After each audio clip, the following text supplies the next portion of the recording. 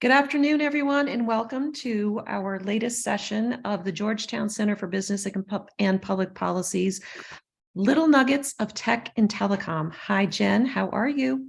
Good. How are you, Carolyn? I'm sleepy. I stayed up late last night watching Uh, the election results. I gave up and went to bed, and I was a little bit nervous about reading the headlines, regardless of which way it went.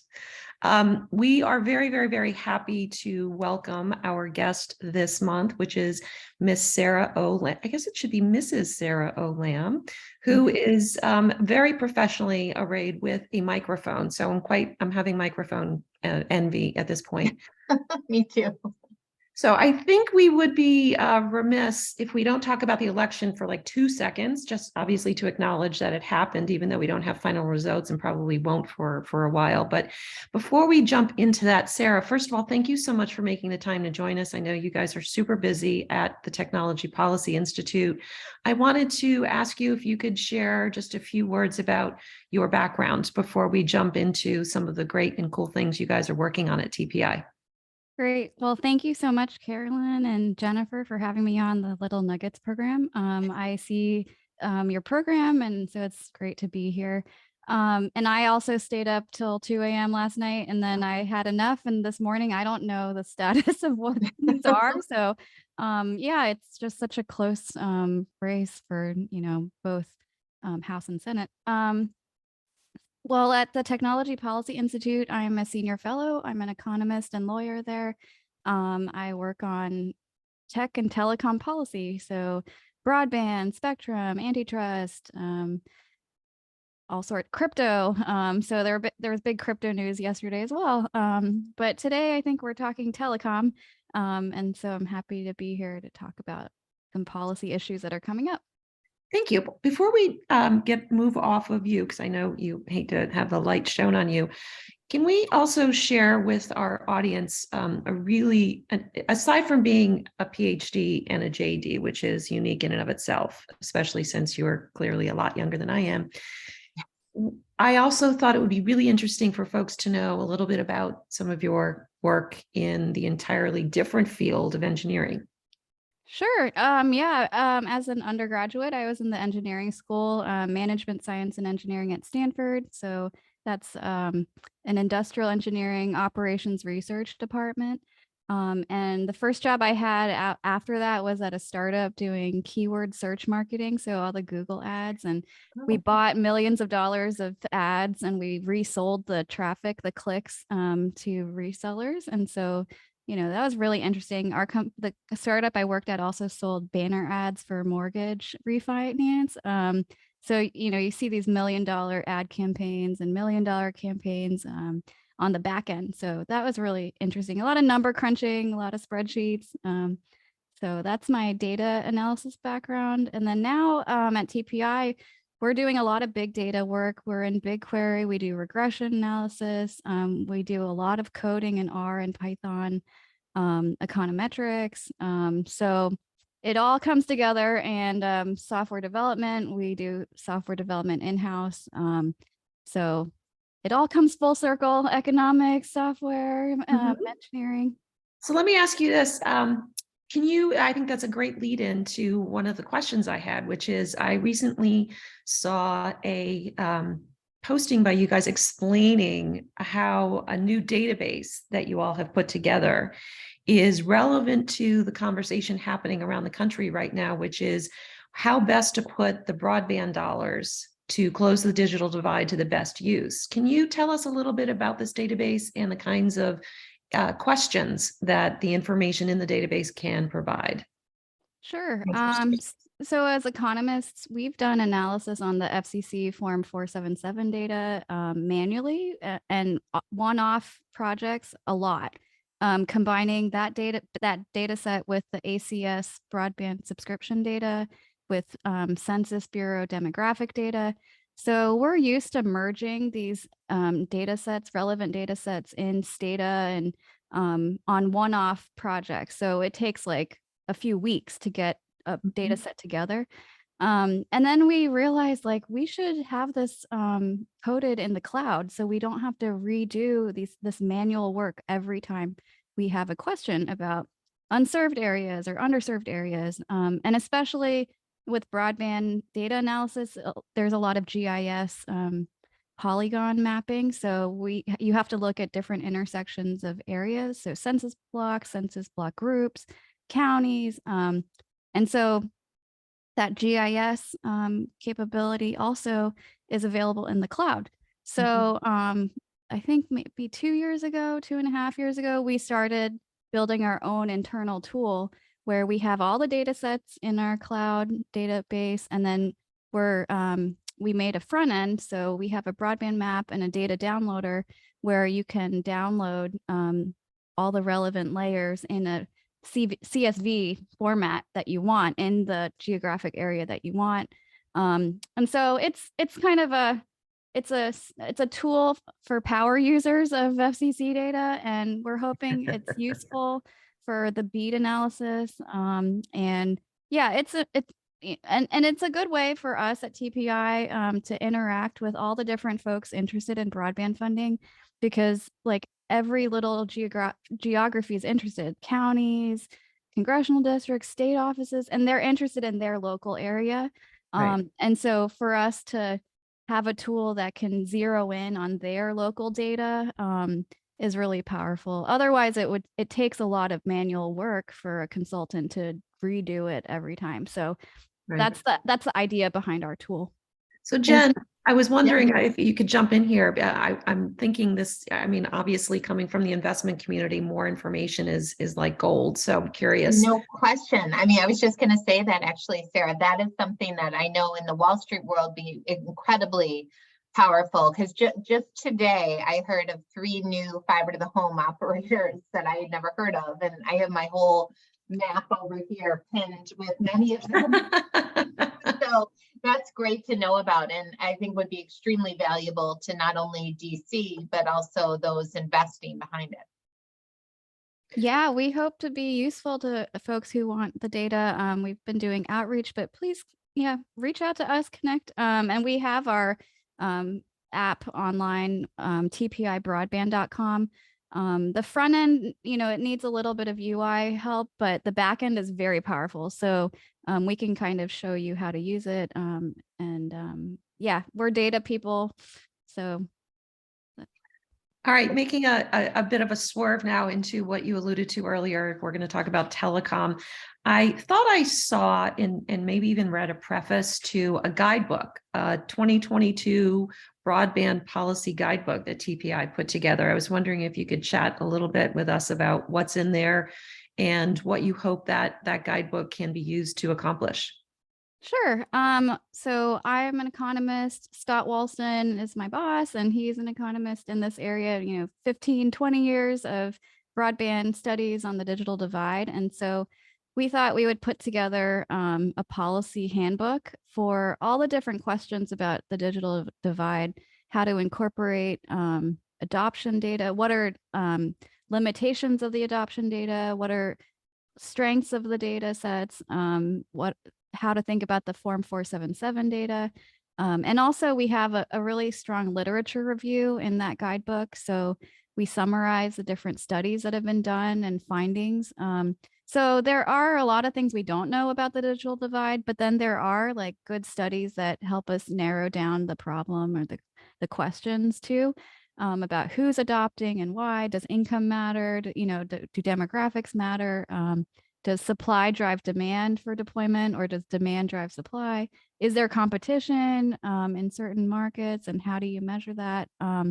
So, it might be too deep or too technical for some folks, but actually, I think the longer people are in this space, they eventually get to the same questions.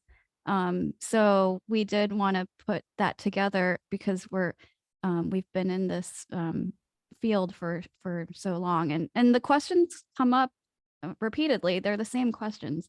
So we hope it's a good resource for folks. Our space does have a little bit of a Groundhog Day aspect to it, I have to say. How many years have we all been talking about things like USF reform? It's a little bit scary because it dates how long we've all been in this space. Go ahead, Jen. I think I might have cut you off. Well, no, I was just going to say, because you are an economist, sometimes with so much money raining down from the sky, it's a wonderful thing, but it can bring out bad actors. Do you have opinions there? Because there is so much, I mean, in my world, I just see so much money sloshing around to put toward these investments. Are you seeing any of that? Well, I did a deep study on BTOP. So the Recovery Act of 2009, I wrote my dissertation, my PhD dissertation on Wow. that program. Okay. So yeah, I collected all the documents I could from the NTIA website, and I tracked all the proposal numbers and then the output numbers. So, NTIA didn't put together a comprehensive data set on all the proposals or the completed projects. They had like results, quarterly reports, but it wasn't in like a big spreadsheet that you could do analysis on. So I did that. I tabulated everything and I looked at, whether there were cost overruns, whether there were proposals that were selected that were more expensive than others, and if a reverse auction or competitive bidding would have created better outcomes from the money. It seems so small now because BTOP in the middle mile program, it was like, $3 or $4 billion. And for BEAD and ARPA, we're talking about maybe $100 billion.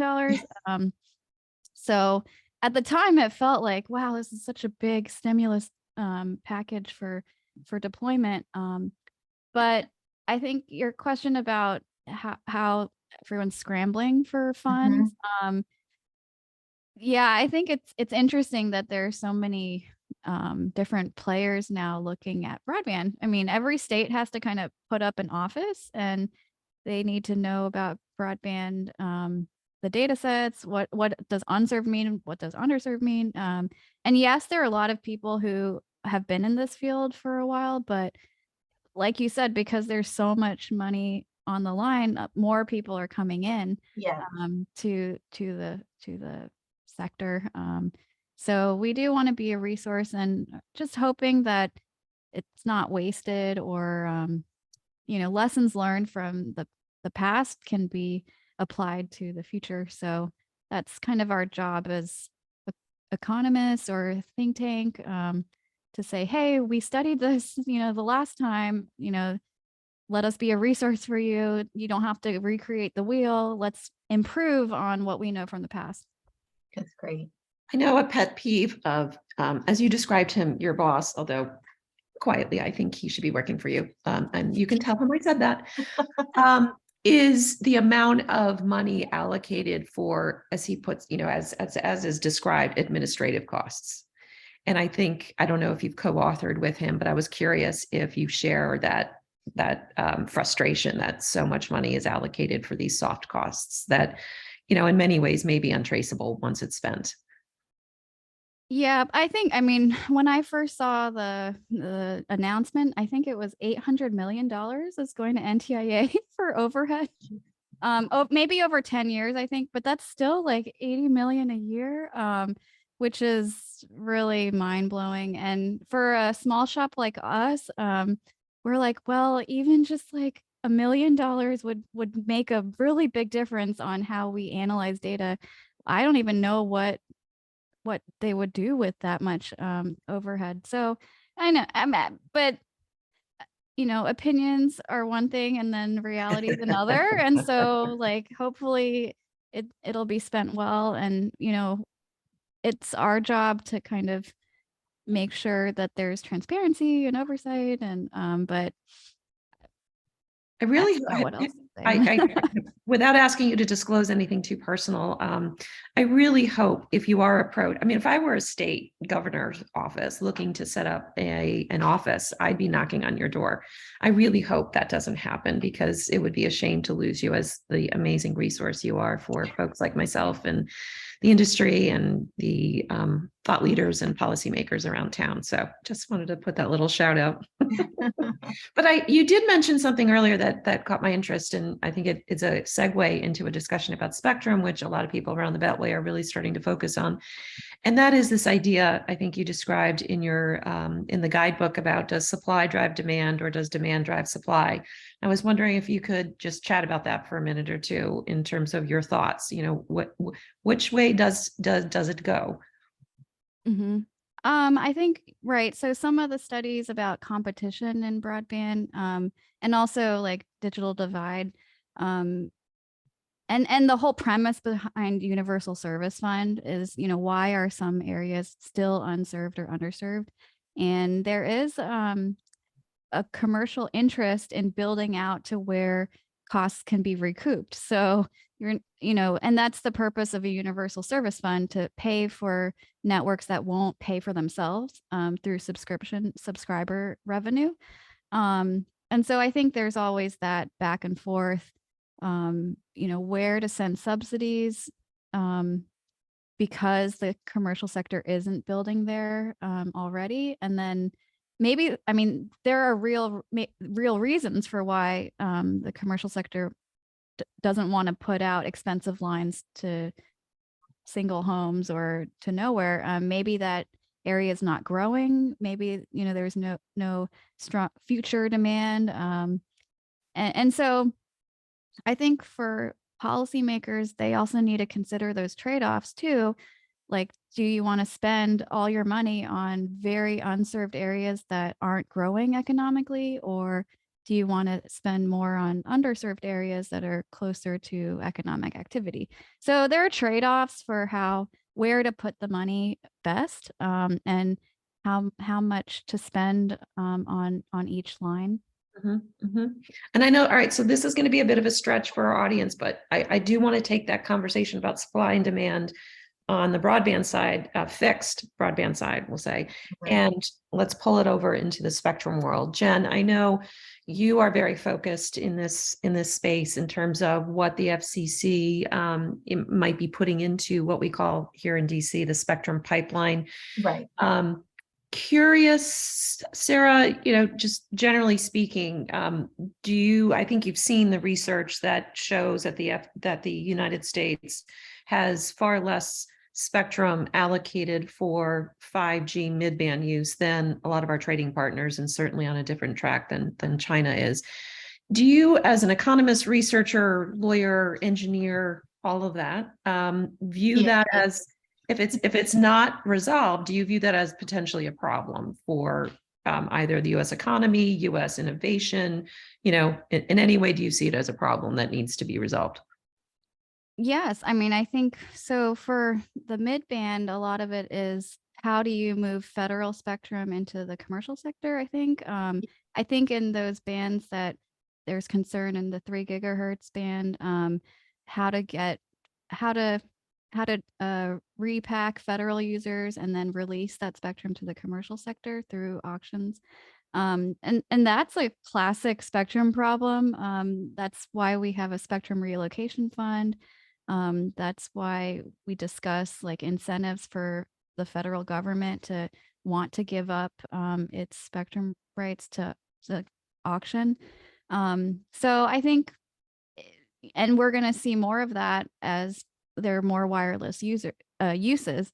So I think it's worthwhile for policymakers to think about how to maybe reform the Spectrum Relocation Fund, how NTIA can work within the interagency framework to help agencies want to find new spectrum. But I think the big question is, how do you pay for technology upgrades? Because really to get clear spectrum, you need to repack the old uses. And so that equipment will need to be replaced. So I think that mechanism is important, and it's very American to go through the process, rule of law. Other countries, they can just say command and control, like, we're gonna find this band and do this. But I mean, they could be wrong. And so that's definitely the downside of command and control. The government doesn't know everything. But our system, it's slower and it takes everyone's interest into account. But I think it could be faster. It could be better.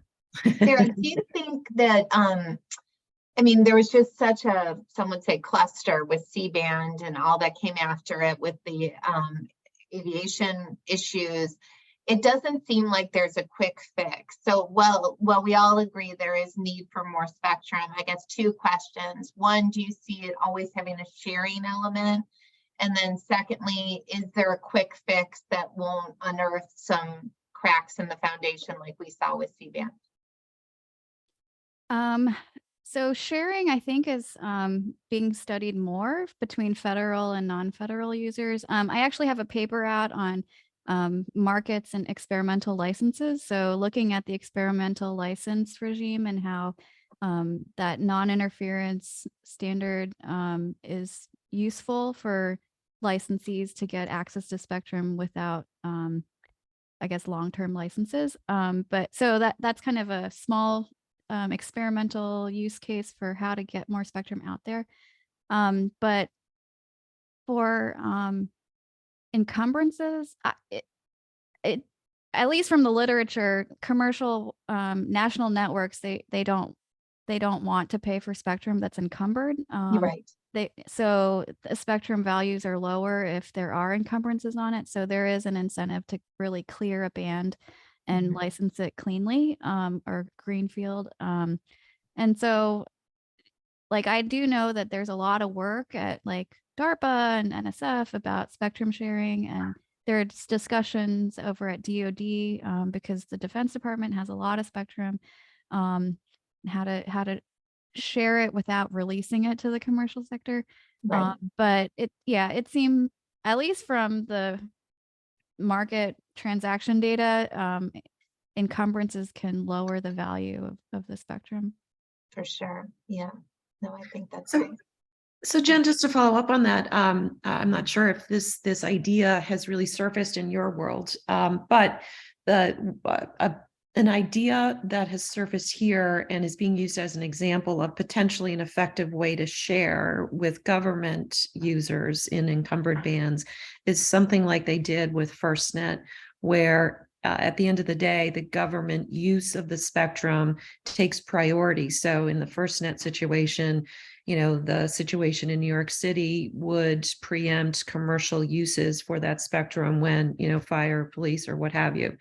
But otherwise, the commercial operator is able to use that spectrum for commercial purposes, absent government need to bump.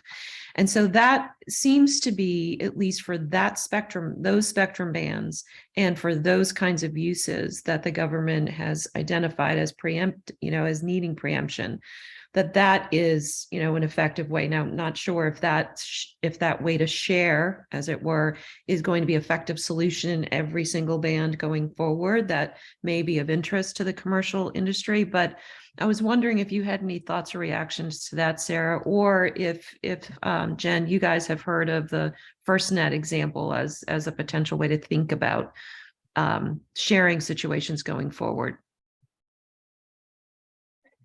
And it's good to have case studies or experiments like that. I don't know too much about how FirstNet spectrum is being used right now, or I haven't read up on it in a while. And it is very valuable spectrum. I think they have a large swath of spectrum. And so, yeah, models like that, where it's very clear what the priorities are and who gets what rights, that could work. I don't know if that's part of the conversation for 3 gigahertz or 5G. But yeah, I think at least in spectrum, there needs to be a lot of experimentation and more ideas to see where to get more spectrum out to the market. Can you talk to us a little bit more about the paper you referenced, where you delve into the utility of experimental licenses as a way to maybe allow folks to do the experimentation without, for example, running an experiment that takes 100 and some megahertz right out of the middle of 5G midband to run an experiment? Yeah, sure. So I was on an ISART panel. I think it's a conference run out of the NTIA Spectrum Lab in Colorado. And so they raised the question, what are some ways to get more flexible use spectrum out to the market? And so I've always been interested in the experimental license regime because there are a lot of users of experimental licenses, different kinds of uses, different locations, and you can see the transactions through the FCC's like RSS feed and all the different applications that tech companies are making to use Spectrum. And so I wrote up a paper with my idea that perhaps the experimental license model could be expanded. The FCC could do more with it. Maybe even find out if there are ways to price that spectrum. Right now it's free. So a user can apply for an experimental license on a federal band or even non-federal band. And then if the parties agree, I think the FCC allows for that experimental use to happen. And it's usually a short amount of time, like 2 weeks or in a small location. And it's not protected from interference, but yeah, it's a really interesting, I think, model. So I outlined just some of my thoughts on that. It'll be published in the Journal of Law and Tech at Texas this spring. So I'm going to work on it a little bit more, but the working paper is online right now. I think what we'll do is we'll send a link around to the paper because I do think it's really, really interesting to the folks who have RSVP'd and are watching our conversation. All right, we would be remiss if we didn't acknowledge the election. I know we quickly alluded to it at the beginning of the chat, but I just wanted to get both of your thoughts. So first, oddly, I want to start with my co-hostess, Jen. In your world, what did Wall Street wake up to today? I think more gridlock. I mean, I don't think that there's any answer here. I know everyone, all the talking heads seem to be anticipating the red wave that never came ashore. Yeah. So I think that it just kind of, we're still in the purgatory holding pattern of life. A lot of, what we'll see from DC. I think there's going to be continued gridlock. At least that's Wall Street's impression. Sarah? As a data cruncher, analyst, economist, what were your thoughts this morning? I guess it depends on, whichever party is in charge of the Senate. I think House is pretty clear, but the Senate is very close. Might have a direction for the agendas for obviously NTIA, FCC. We have 4 commissioners now. But it's actually working quite well. I feel like the FCC is doing their job. So maybe that'll be the next 2 years. All right. Well, thank you very, very, very much for spending your lunchtime with us. I learned a great deal. I'm going to go back and dig up some of this work you've already done. And we will, as I said, share the link to your really interesting paper on the ability to use experimental license and, broaden that framework to maybe enable some more of the experimentation that we continue to need as a way to let off some of the pressure and the politicization, I would say, of the discussion right now about pipeline. Jen? And I would say to the Wall Street group, definitely pay attention to what TPI is doing. I think that from my consultants, infrastructure investors, and many, that there's real value here that they probably haven't unearthed, which I think is very important here. I know we did get some questions in the chat that we didn't get to, one of which was about where the guidebook is. I assume we can share that link as well. Absolutely. Please feel free to follow up with Carolyn or myself, and we can get Sarah to answer some of the unanswered questions. And I just want to put a plug in, Carolyn, for our final nugget of the year, which is amazing, will be Wednesday, December 14th. And we're going to kind of bring it full circle. We're going to bring in the C-suite, the CEO of Cogent Communications, a company based in DC that does IP transit. We're going to be interviewing Dave Schaefer, who's the CEO, and talk about how all these policies are really impacting real life business. Oh, and Sarah did, for those of you, put thank you, the guidebook in the chat. So thank you so much, Sarah. This was great and full of really, I'm looking forward to staying in touch because I know many people could talk to you or want to talk to you. Thank you all very much. Thanks to all our audience members. Enjoy the rest of the month. Happy Thanksgiving, and we look forward to seeing you, or at least talking with you, in December. Terrific. Thank you. Yeah. Take Thanks, care. everyone. Have a good day.